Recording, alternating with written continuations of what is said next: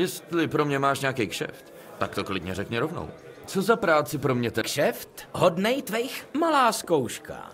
Abych poznal, jestli to nemáš v hlavě pomíchaný jako ten blbec Kozina. Jaká je první Wyclifova teze?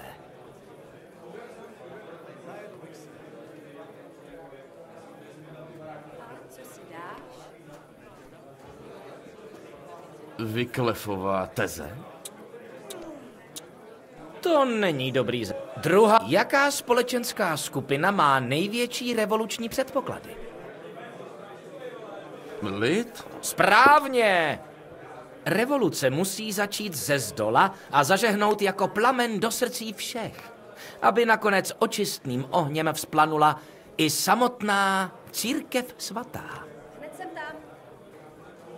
Po tom, co jsme se bavili o Kozinovi, bych do tebe neřekl, že máš takový názory. Myslel jsi, že jsme jen nuzáci, který neumí do 5 napočítat, co? Teď se ale ukáže, kdo je tu nuzák. Poslední otázka. Kdo je právoplatný český král? Václav. To je přece jasný. To teda. Dobře. Promluvme si konečně o tom kšeftu. Možná tě trochu zklamu. Ten ti to...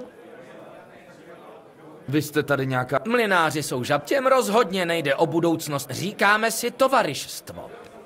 Vyznáváme ideály rovnosti a bratrství. Naším jediným zákonem je písmo svatý.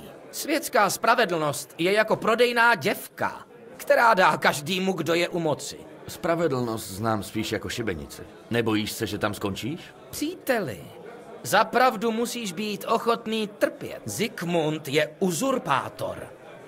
A církev i zákonná moc jsou upadlí kurvy. Dokud jdeme proti a ctíme písmo, naše duše... Co kdybych šel říct Richtár jen tak ze slušnosti? Však jdi, třeba si jeden z těch šťastlivců, který mu Zikmundova možná ti nebude vadit, když prodáš kus svýho svědomí. Pokud jde o mě, půjdu na ale ty...